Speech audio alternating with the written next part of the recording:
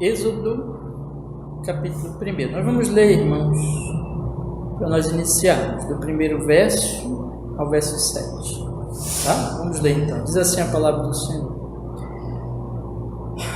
Estes, pois, são os nomes dos filhos de Israel que entraram no Egito com Jacó. Cada um entrou com a sua casa.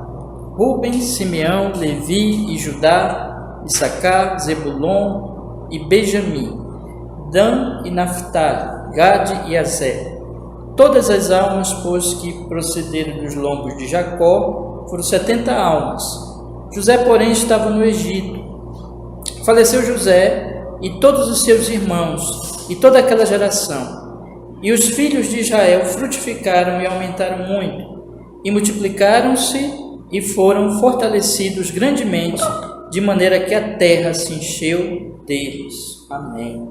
Vamos orar, meus irmãos. Ó Deus Todo-Poderoso, nós pedimos ao Senhor Jesus, seu Filho amado, que o Senhor fale conosco, Senhor, nesses capítulos que nós vamos ler hoje à noite da sua Sagrada Escritura.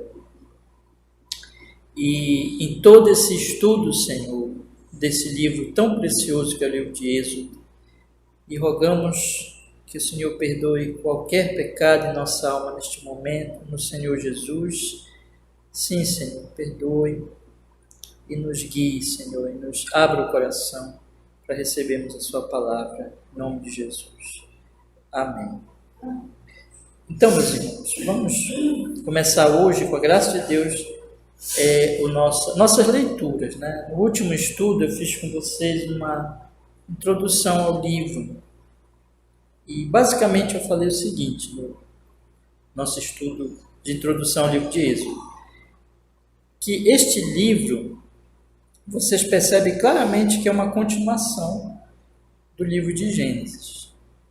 Então, o livro de Gênesis se encerra com a morte de José e com a profecia dele, né, de que o Senhor iria visitar o seu povo no Egito, e deixando já, fez com que os filhos de Israel jurassem para que os seus ossos fossem transportados de lá. Então, assim que encerra o livro de Gênesis, com a morte de Jacó, assim, uma morte em fé, e a morte de José também em fé, significando que as profecias ainda não haviam se cumprido, né? A aliança que Deus fez com Abraão, mas que o Senhor cumpriria esta aliança.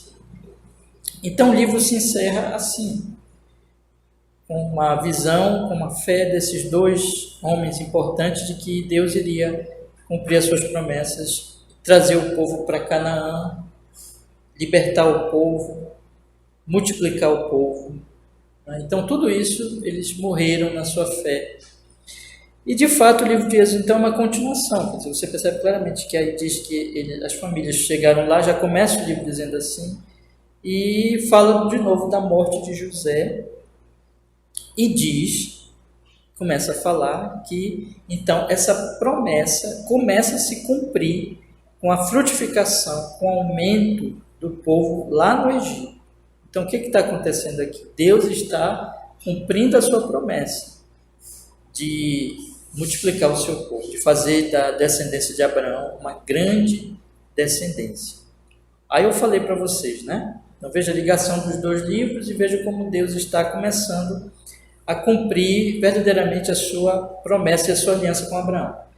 Eu tenho dito para vocês que a aliança com Abraão, ela tem dois tipos de promessa, uma no aspecto físico e outra no aspecto espiritual. E aqui o livro de Êxodo, ele vai contar exatamente quando que Deus está cumprindo as suas promessas no aspecto físico. Então Deus vai multiplicar o povo e Deus vai trazer o povo para a terra prometida. Então tudo que ele tinha prometido para Abraão, grande descendência, uma nação que daria aquela terra a eles, a seus descendentes e assim por diante, e que Abraão morreu nessa esperança de que Deus iria cumprir. Mas tem ainda a parte espiritual da aliança, que somente se cumpriria no Senhor Jesus Cristo, na vinda do Messias, exatamente através dessas pessoas aqui, dessa descendência de Abraão. né? Então isso iria acontecer muito tempo depois. Mas eu disse para vocês na introdução que isso, então, Deus estava fazendo, ou seja, o aspecto material Deus estava cumprindo aqui, mas, e não o espiritual ainda, né? Nesse sentido, porque Jesus ainda viria, e aí as famílias da terra seriam abençoadas, se multiplicaria aquela descendência espiritual e assim por diante, nesse sentido de que Cristo ainda viria, né? Mas, no outro sentido, nós podemos dizer que essa promessa de uma descendência espiritual já estava se cumprindo, porque tinha os eleitos desde Abraão. O próprio Abraão era um homem eleito, então os eleitos ali, essa descendência espiritual, na verdade, já sempre existiu desde Abraão para cá. Mas a vinda de Jesus, a nova aliança, então, e com a expansão do Evangelho, como acontece desde a nova aliança, com Pentecostes, né, com a bênção para todas as nações, isso iria acontecer depois. Mas, irmãos, apesar disso ser verdade, uma coisa importante e que nós vamos aprender também muito, é que esse livro ele é cheio de tipos exatamente da promessa espiritual, do cumprimento da promessa espiritual, ou seja, e especialmente esse evento tão importante que nós vamos começar a estudar hoje nesses 4 capítulos, que é a libertação do Egito, que o Senhor Deus vai operar. Então isso aqui, irmãos, isso vai ser repetido em vários momentos no Antigo Testamento, e isso vai ser um tipo muito importante da libertação nossa, tanto que na Páscoa, que comemora isso, né? A festa da Páscoa comemora essa libertação, a nossa Páscoa é Cristo. Cristo é o Cordeiro da Páscoa. Então, e a ceia do Senhor, ela vem como uma espécie também de substituição dessa festa, né? Então, nós podemos dizer assim, que aqui, irmãos, está o grande símbolo da nossa libertação, tipo da nossa libertação, nessa retirada do Egito, né, da escravidão. E não só isso, mas aqui vai ser instituído todo o sacerdócio, vai ser ali colocada a questão, irmãos, do templo, não somente aqui, né, os outros livros, né, se a gente pegar o conjunto, as leis cerimoniais que virão e tal. Então, aí o que Deus está fazendo aqui? Então? Deus está estabelecendo, irmãos, o tabernáculo, estabelecendo as cerimônias da lei cerimonial, e isso tudo vai tipificar também o Senhor Jesus, que é o sumo sacerdote celestial. Todos aqueles animais que eram mortos vai mostrar a Cristo. Então aqui o Evangelho está sendo pregado, Cristo está sendo tipificado, proclamado, todo esse livro. Então nós vamos observar isso muito claramente.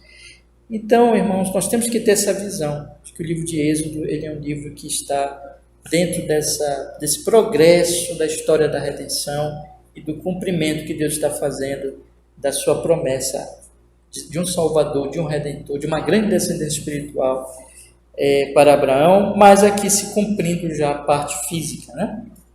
Então é isso que eu gostaria de enfatizar muito aos irmãos. Por isso que o livro começa assim, o livro começa falando dos filhos de Abraão, das famílias que ali chegam, do falecimento de José e de todos os seus irmãos, de toda aquela geração, e fica bem claro no versículo 7, os filhos de Israel frutificaram, aumentaram muito e multiplicaram-se e foram fortalecidos grandemente, de maneira que a terra se encheu deles, né? Então veja que Deus, quanto tempo, né, meus irmãos, Abraão ficou esperando a promessa e até duvidou e até tentou através de Agar ajudar Deus, aí veio Ismael, ele ficou naquela dúvida, naquela angústia, e parecia que não ia acontecer nada, e agora nós vemos isso, quer dizer, de um homem que não tinha filhos, da sua mulher que não gerava filhos para ele, até que veio Isaac, já na velhice dele, e aqui Deus está cumprindo, Deus é fiel.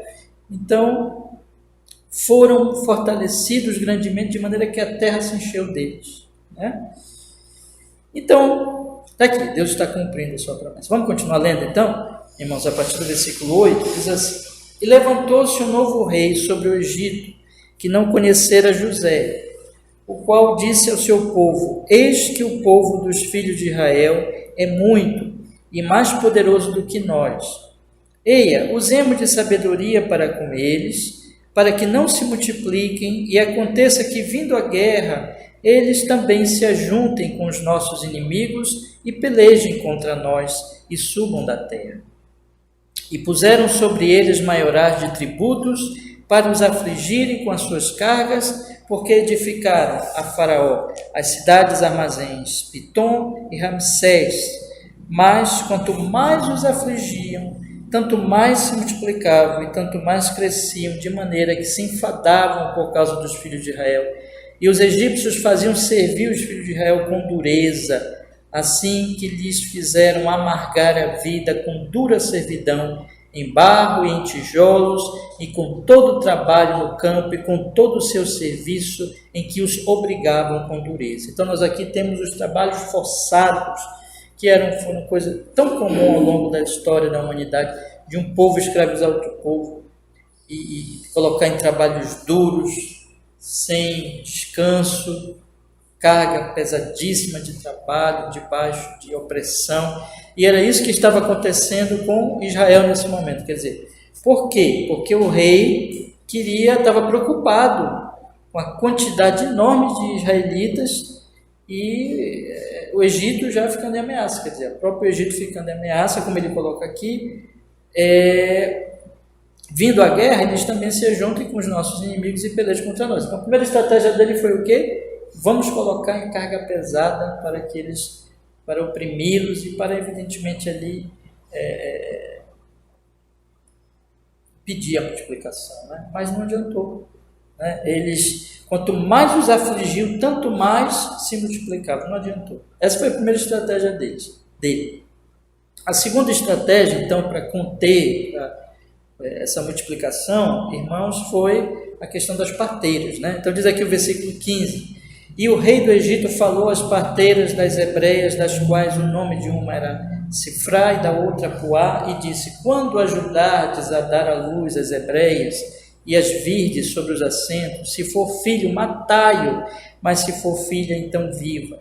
As parteiras, porém, temeram a Deus e não fizeram como o rei do Egito lhes dissera, antes conservavam os meninos com vida. Então o rei do Egito chamou as parteiras e disse-lhes: por que fizeste isso, deixando os meninos com vida? E as parteiras disseram a Faraó: é que as mulheres hebreias não são como as egípcias, porque são vivas e já têm dado à luz antes que a parteira venha a elas. Portanto, Deus fez bem às parteiras e o povo se aumentou e se fortaleceu muito.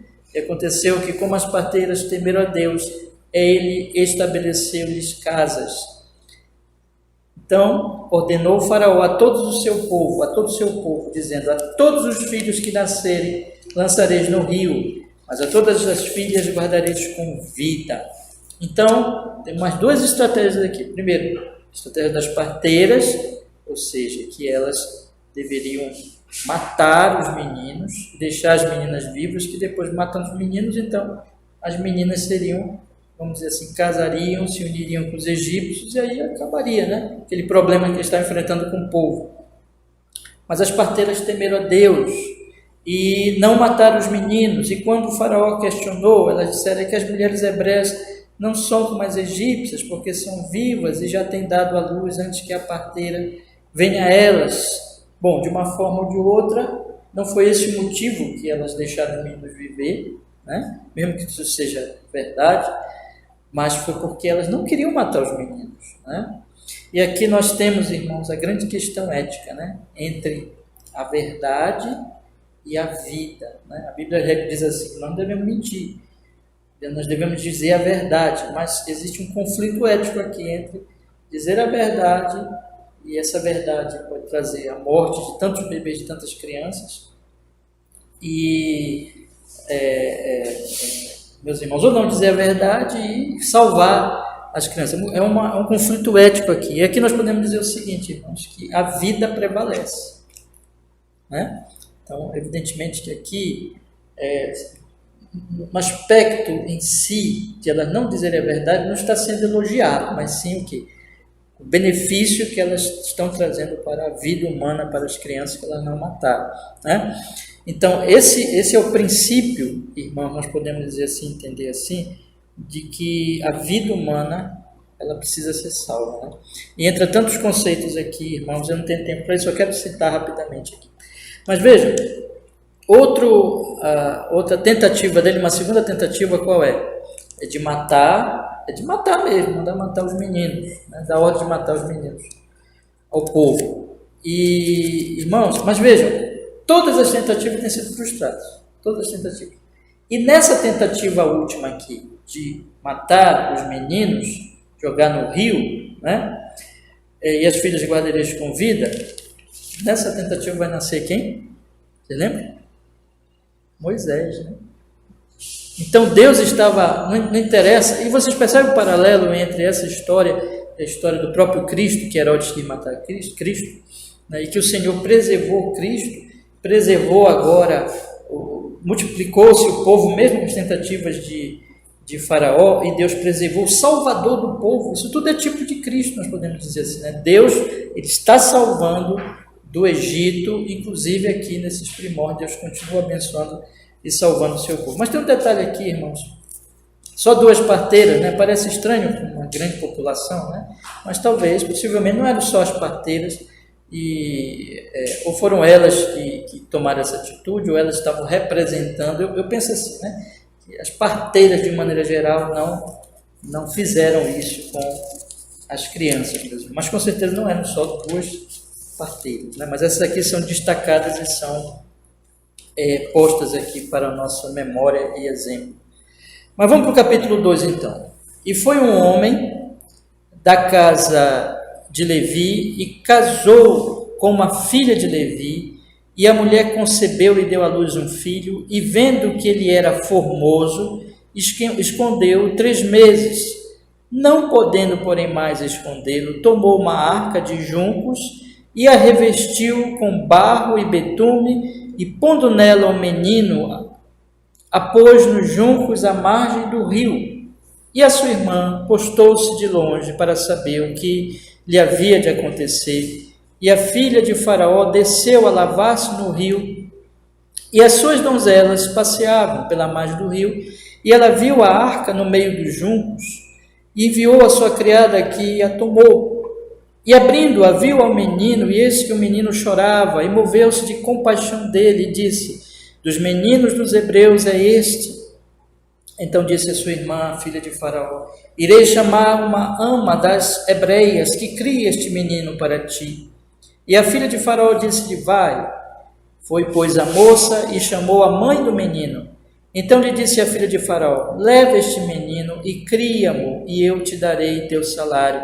E a mulher tomou o menino e criou-o. E quando o menino já era grande, ela o trouxe à filha de Faraó, o qual o adotou e chamou o seu nome Moisés, e disse: porque das águas o tenho tirado. Então temos aqui, meus irmãos, o que eu falei para vocês, né? No finalzinho ali, última estratégia do Faraó, jogar os meninos no rio. Teve ali uma união, um casamento entre um homem da casa de Levi com uma filha de Levi, e aí nasceu desse casamento, dessa união, nasceu essa criança, e como diz Hebreus, tudo isso que foi feito aqui foi pela fé, né, de proteger o menino, de fazer tudo aquilo, irmãos, confiando em Deus. Diz aqui, como diz aqui, né, a mulher concebeu, deu-nos um filho, vindo que era formoso, escondeu 3 meses. Não podemos entender assim, que de alguma forma houve ali uma percepção daquela mulher, de que ela, né, Deus conduziu o coração dela para que ela entendesse, cresce que Deus iria proteger aquela criança, né? E ela creu, segundo Hebreus, ela creu. E nós temos aqui então, meus irmãos, que é a fé, mas não pôde mais escondê-lo. A criança chora alto, né? E o que ela vai fazer? O que ela fez? Então ela fez isso, ela, mais uma vez, pela fé, colocou ali, fez aquela arca de juncos, colocou barro e pôs ali no rio, onde naturalmente a criança não iria ser atacada por um animal, onde ela pôs ali. E na providência divina, a filha de Faraó achou a criança, e estava lá a irmãzinha dele, e acabou que ela pagou um salário para a mãe de Moisés criá-la. Então aqui nós temos o que Moisés ele foi educado na cultura egípcia, né, e na cultura do povo de Deus. Então ele era, vamos dizer assim, um homem de dupla cultura e preparado exatamente para aquilo que Deus iria. Com certeza essa preparação dele, tanto numa cultura como a outra, o ajudou no que ele tinha que fazer como líder daquela, uma figura tão importante, líder daquela grande nação, aquele grande povo de Deus. Mas eu queria destacar uma coisa aqui, meus irmãos, que eu não posso deixar de falar. Ainda que rapidamente, mas é algo assim que nós temos que lembrar disso. Vocês estão vendo a opressão que um poder traz sobre pessoas vulneráveis, né? Um povo escravizado, bebês, crianças, mães, a opressão que um povo traz sobre o outro, que um poder traz sobre o outro. Deixa eu dizer uma coisa, Deus nunca se agrada desse tipo de coisa. O que é que nós vemos aqui? Deus está com os mais frágeis, né? Isso não é, irmãos, apenas especificamente com Israel, mas aqui é um princípio geral, de que o Senhor não se agrada desse tipo de coisa e vai trazer juízo sobre os opressores, né? Então, nós podemos ter certeza disso. Então, aqui, por exemplo, se você aplica a questão do aborto, né, de que é uma opressão moderna contra as criancinhas que estão no ventre, a questão da defesa do aborto como se fosse alguma coisa benéfica, e na verdade é uma das mais terríveis maldades e perversidades contra um ser humano que está numa situação mais vulnerável possível, não pode se defender. Mas não é só a questão do aborto. Qualquer atitude, qualquer implemento governamental, qualquer obra de um governo que usa o seu poder para oprimir quem quer que seja, como nós vimos, por exemplo, no caso dos Yanomamis, e podemos citar vários e vários exemplos, né, de atitudes governamentais, de opressão, de abandono, não importa, irmãos, Deus não se agrada. Morre sempre criança, morre sempre os mais pobres, né? Então sempre são esses grupos vulneráveis que estão sendo atacados e que estão morrendo. Então nós nunca podemos estar do lado. A igreja cristã tem que se posicionar sempre contrária a esse tipo de coisa e não compactuar com uma coisa dessa, né? Então isso se aplica aos ricos, se aplica aos poderosos. O que eles estão fazendo com os pobres? O que eles estão fazendo com as crianças? O que está acontecendo com aqueles que são mais vulneráveis?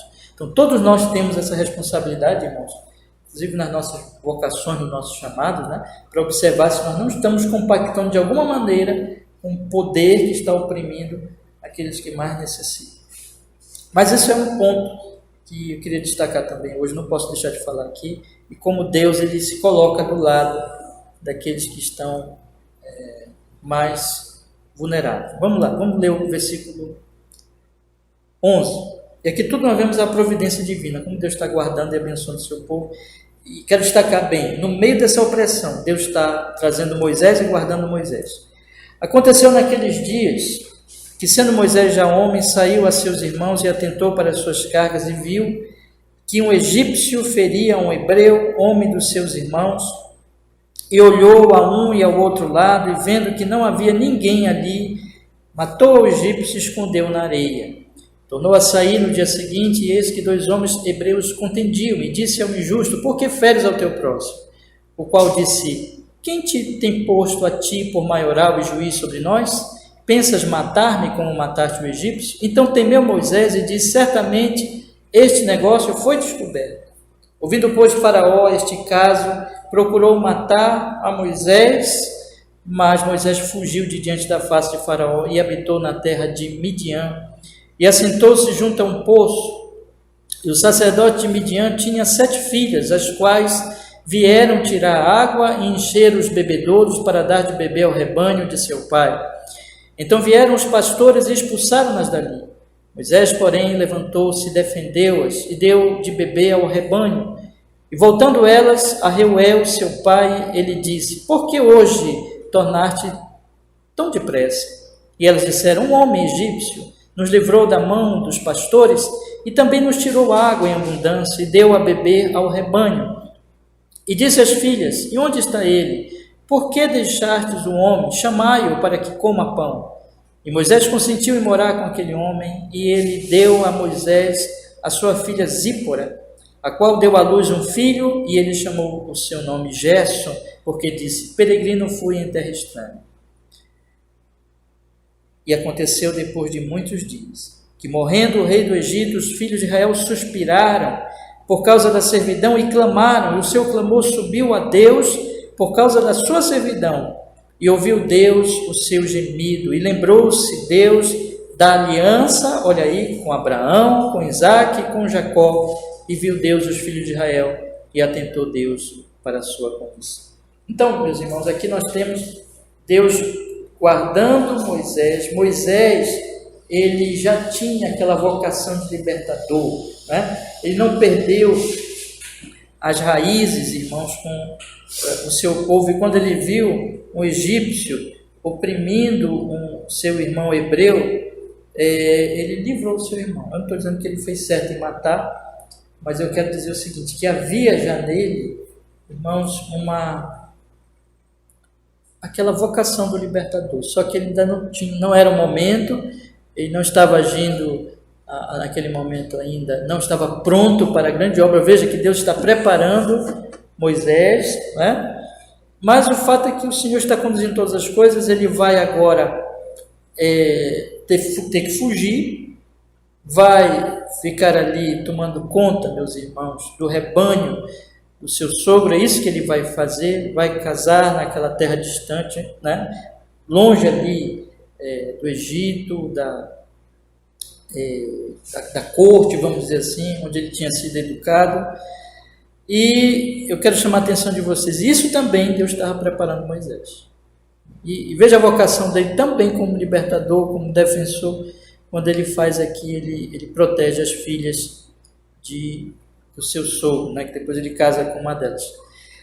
E isso é interessante, irmão, nós temos ele sendo preparado com a cultura do seu próprio povo israelita, preparado na cultura judaica, preparado na cultura egípcia, mas também preparado na humildade que ele, né, então, criado pela filha de Faraó, teve que fugir e teve que ficar exilado. E isso também foi a preparação dele para quebrar Moisés, né?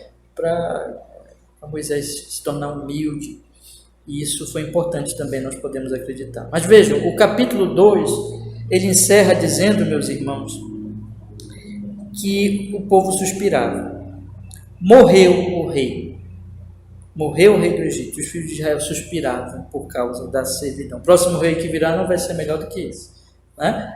Mas morreu aquele rei. Isso tem um paralelo também com a história de Cristo, que o perseguidor Herodes morre, né? E Cristo, Deus protege aquele bebezinho, aquela criancinha, que é o nosso Salvador, Jesus Cristo. Tudo isso tem um paralelo.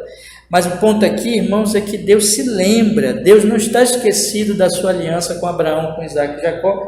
E o aspecto aqui do final do capítulo 2 é o seguinte: e viu Deus os filhos de Israel e atentou para a sua condição. No sentido de que agora Deus vai agir. Na verdade, Deus já está agindo, Deus já está preparando Moisés, mas agora ele vai agir efetivamente, enviando Moisés. E é isso que vai acontecer no capítulo 3, ou seja, morre o faraó, o povo está gemendo, Deus ouve o gemido do povo, Deus se lembra da sua aliança, Deus atenta para a sua condição. E o que Deus vai fazer no capítulo 3? Deus vai chamar Moisés. Então, no capítulo 3 é o chamado de Moisés. Vamos lá, versículo 1 do capítulo 3, vamos ler. E apacentava Moisés o rebanho de Jetro, seu sogro, sacerdote Midian. E levou o rebanho atrás do deserto e chegou ao monte de Deus, a Horebe, e apareceu-lhe o anjo do Senhor em uma chama de fogo do meio de uma sarça, e olhou, e eis que a sarça ardia no fogo, e a sarça não se consumia.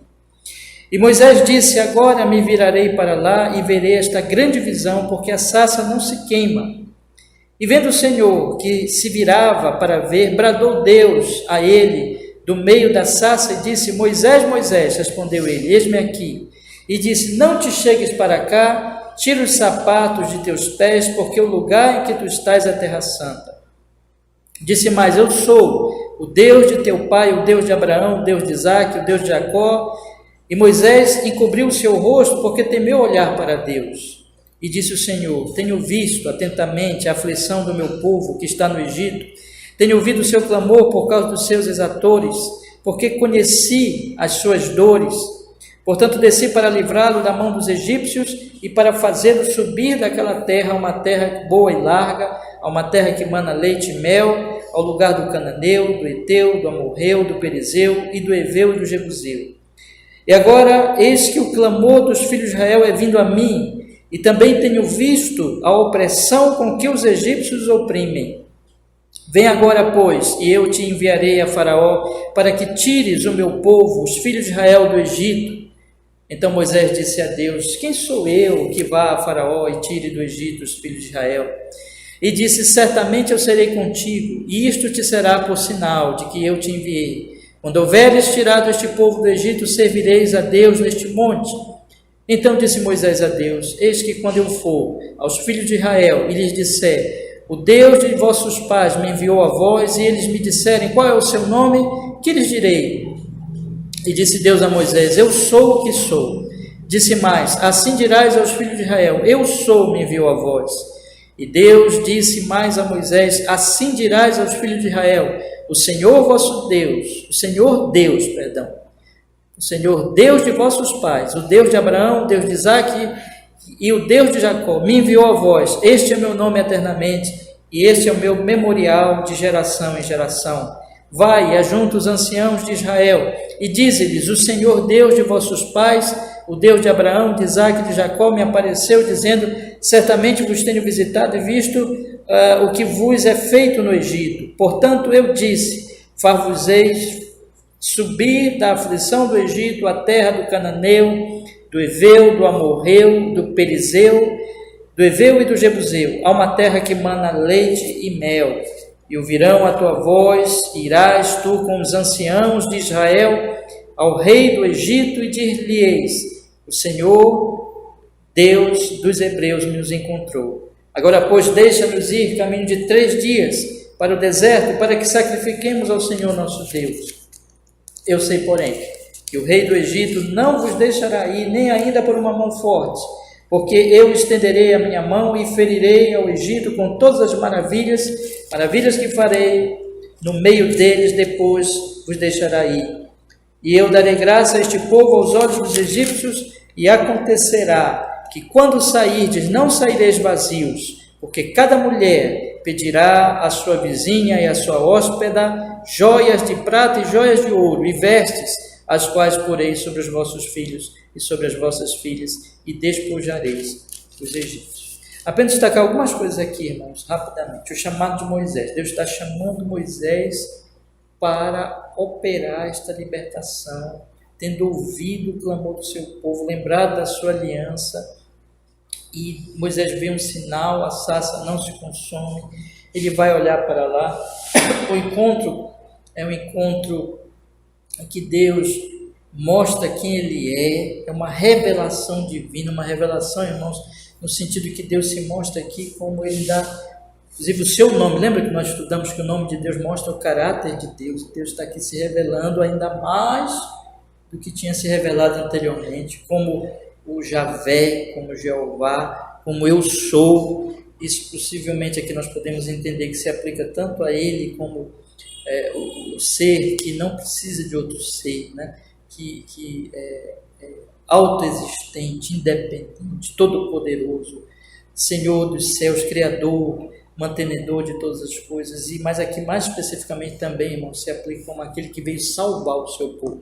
Ele está aqui se mostrando como Salvador, aquele que vem salvar o seu povo. Podemos entender assim, irmãos. Mas Ele é um Deus santo, é um Deus que diz para Moisés: tira as sandálias dos teus pés, porque o lugar que pisas é terra santa. Porque ali, não que Deus morasse ali, né? Mas que Deus estava se manifestando naquele lugar. Tirar as sandálias era um símbolo ali de reverência. E é muito interessante. Domingo agora eu preguei, quando Pedro entendeu que era Jesus, ele se cobriu. E os discípulos tinham aquela atitude de reverência diante de Cristo. Então, todo encontro na Bíblia com Deus é muito interessante, que tem esse aspecto de quebrantamento, de humilhação, de reverência, né? De perceber ali que está diante do santo Deus. E tudo isso acontece aqui, meus irmãos, mas tem um chamado. Deus chama este homem.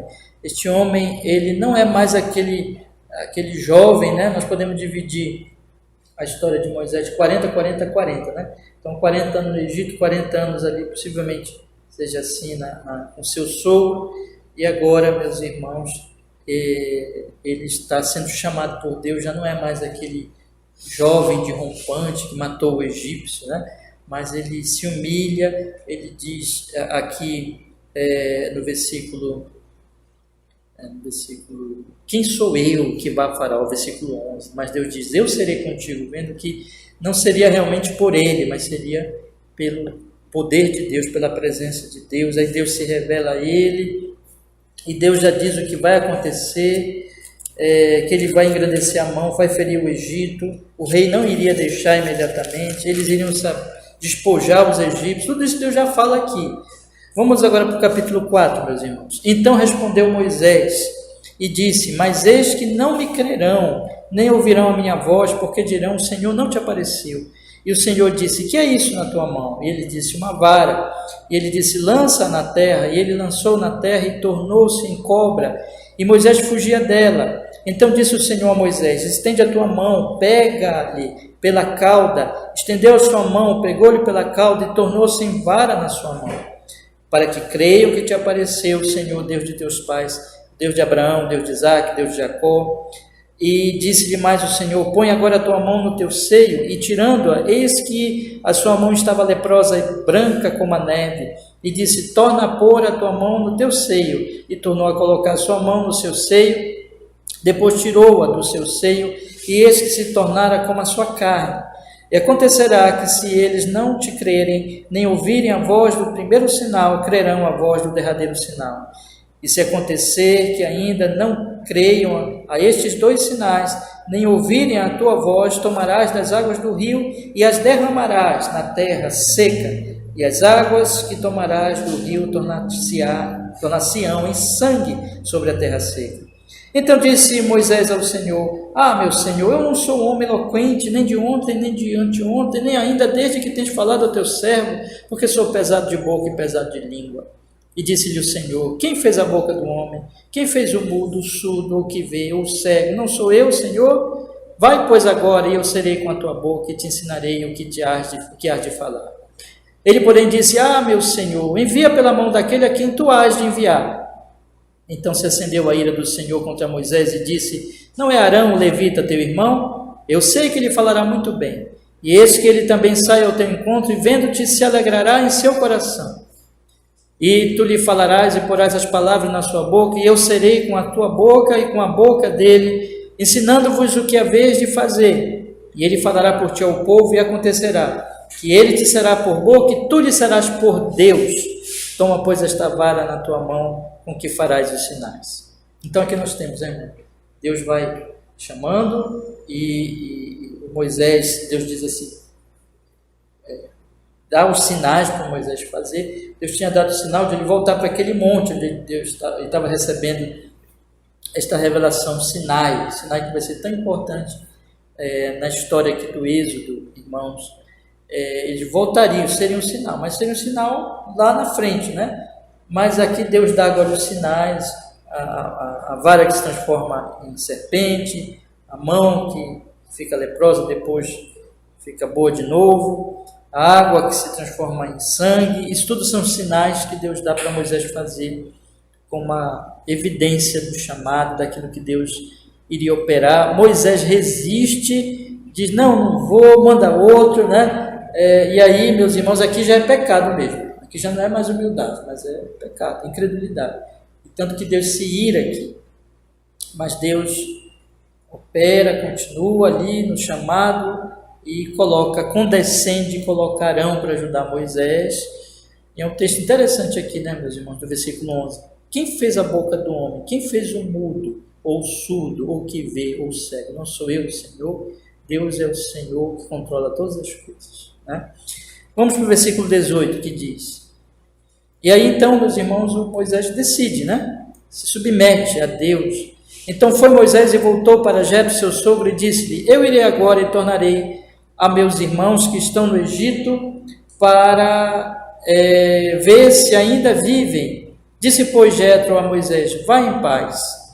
Disse também o Senhor a Moisés em Midian, vai, volta para o Egito, porque todos os que buscavam a tua alma morreram. Parece de novo lá quando Cristo está sendo perseguido morreram os que estavam te perseguindo, né? Tomou, pois, Moisés sua mulher, seus filhos, e os levou sobre um jumento, tornou à terra do Egito, e Moisés tomou a vara de Deus na sua mão, e disse o Senhor a Moisés: quando voltares ao Egito, atenta que faças diante de Faraó todas as maravilhas que te tenho posto na tua mão, mas eu lhe endurecerei o coração para que não deixe o povo. Então dirás a Faraó: assim diz o Senhor, Israel, meu filho, meu primogênito, e eu te tenho dito: deixa aí meu filho para que me sirva, mas tu recusaste deixá-lo ir. Eis que eu matarei a teu filho e o teu primogênito. E aconteceu no caminho numa estalagem, que o Senhor o encontrou e o quis matar. Então Zípora tomou uma pedra aguda, circuncidou o prepúcio do seu filho e lançou-o a seus pés e disse: certamente me és um esposo sanguinário. Desviou-se dele. Então ela disse: esposo sanguinário, por causa da circuncisão. Disse o Senhor a Arão: vai ao deserto, ao encontro de Moisés. Ele foi, encontrou no monte de Deus e beijou-o. E relatou Moisés a Arão todas as palavras do Senhor com que o enviara e todos os sinais que lhe mandara. Então foram Moisés e Arão e ajuntaram todos os anciãos dos filhos de Israel. E Arão falou todas as palavras que o Senhor falara a Moisés e fez os sinais perante os olhos do povo, e o povo creu. E quando ouviram que o Senhor visitava os filhos de Israel e que via a sua aflição, inclinaram-se e adoraram. Amém. Aqui está, meus irmãos, Moisés volta para o Egito, pede autorização, né, do seu sogro para deixar ali o lugar. Tem esse episódio aqui, que é um episódio bem interessante, em que na estalagem, que era o lugar que eles ficavam, né, na viagem, que eles acampavam, vamos dizer assim, que o Senhor o encontrou e o quis matar. Isso aqui devido à circuncisão. Ele não tinha circuncidado o seu filho, né? Que era já fazia parte da aliança lá com Abraão, e ele não tinha feito. Então aqui nós temos a necessidade de... O que nos ensina esse episódio? A necessidade de arrependimento para a missão, né? Então Moisés tinha que corrigir o que estava de errado diante de Deus para a sua missão. E o povo de Israel muitas vezes era chamado ao arrependimento. Isso vai ser uma coisa que vai aparecer sempre, né? Arrependimento diante do Senhor por causa dos seus pecados. E aqui podemos entender que foi uma situação também de correção de um pecado que estava na vida de Moisés. Enfim, meus irmãos, e o capítulo conclui. Nós vamos concluir aqui com esse capítulo hoje, dizendo que Arão se encontra com Moisés, eles têm então aquele diálogo, Arão fica sabendo tudo o que aconteceu, e eles vão aos anciãos, vão aos filhos de Israel, eles ouvem, fazem os sinais perante o povo crê, e o povo adora a Deus, porque vê que Deus veio em seu socorro. É assim que esse capítulo encerra,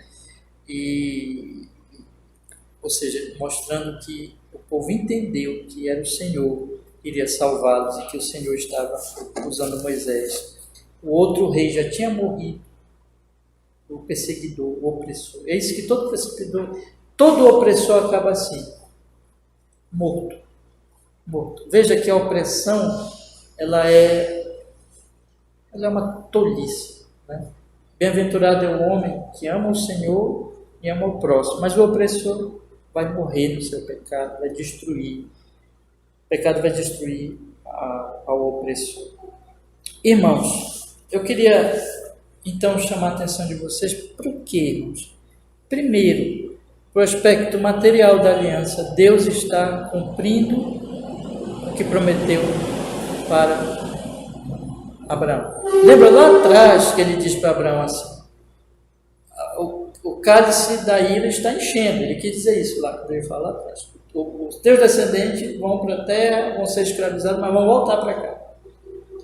E Deus está cumprindo essa promessa, né? Ou seja, Deus está libertando o seu povo, o povo que já é grande, e para levá-lo para a terra prometida. Então, o aspecto da fidelidade, Deus se lembra da sua aliança com Abraão, com Isaac, com Jacó. Então, o aspecto da fidelidade de Deus com com aliança no sentido físico, né? Mas Deus também está cumprindo no sentido quê? Espiritual. Deus está conduzindo esse grande povo para que através dele o evangelho fosse proclamado, preservado, a descendência, né, que dessa descendência viria Cristo, fosse preservado. E Deus está ensinando através de um tipo de libertação, de uma nação poderosa, de um opressor poderoso, que só Deus poderia libertar aqueles oprimidos. Deus está mostrando que Ele é o nosso libertador, que Ele é o nosso Salvador, que Ele mandou o nosso Moisés. O nosso Moisés quem é? O próprio Cristo que veio para a nossa libertação. Então tudo isso a Bíblia está apontando aqui, dizendo, quem salva? Deus. Deus salva. O nosso Senhor salva. Então nós temos que olhar para Ele, esperar nele a salvação, em todos os sentidos, irmãos, mas especialmente no sentido espiritual, e descansar e louvar Ele, porque Ele nos salvou do seu Filho Jesus. Mas tem uma segunda aplicação aqui, que eu não queria que vocês esquecessem. Os que são salvos pelo Senhor não ficam do lado dos opressores, mas ficam do lado dos que salvam, em muito sentido. Deus continua salvando, meus irmãos. Deus continua libertando os oprimidos. Hoje, através do seu povo, da sua igreja. A igreja é o sal da terra e a luz do mundo. Então tem uma aplicação assim também em relação ao nosso próximo, ou seja, que eu queria que vocês guardassem também. O livro de Êxodo traz esse ensino para nós, né? De que Deus não se agrada da opressão, de que nós devemos estar do lado da salvação e não da opressão, porque nós fomos salvos. Lembra que ele vai dizer nos 10 mandamentos? Vocês foram servos, né? Então, ele quer dizer ali também, não oprimam os servos, porque vocês foram servos no Egito, ou seja, vocês foram libertos, e nós que fomos libertos devemos trabalhar para a libertação dos oprimidos, não somente no sentido espiritual, mas também no sentido físico, né? Que o Senhor nos use nessa graça, nessas boas obras, para a glória dele, para o bem de muitas pessoas. Amém? Vamos orar? Vamos pedir que Ele nos abençoe cada vez mais. Senhor, muito obrigado, porque nós podemos, Senhor, começar a estudar esse grande livro, maravilhoso livro que é o livro de Êxodo. Que o Espírito Santo nos conduza, nos ensine, para nós podermos, Senhor, entender cada vez melhor as verdades que o livro traz para nós, sejam aplicadas na nossa alma, Senhor, para que nós possamos ver o Senhor como Salvador, possamos nos regozijar na salvação que o Senhor traz, glorificar o Seu nome por causa de Jesus, que é o nosso Moisés, e também, Senhor, sermos usados por Ti hoje na nossa sociedade cheia de opressões, cheia de maldade, para operarmos também as libertações hoje, como Teus servos, Tuas servas, nesse mundo mau, como sal, como luz do Senhor Jesus Cristo. Pai, nós pedimos isso. Nos ajude e nos dê essa graça, Jesus. E que a nossa pequena igreja, e todos os irmãos que ouvirem de todas as partes dessa gravação, todos possam ser abençoados assim, em Jesus. Amém e amém.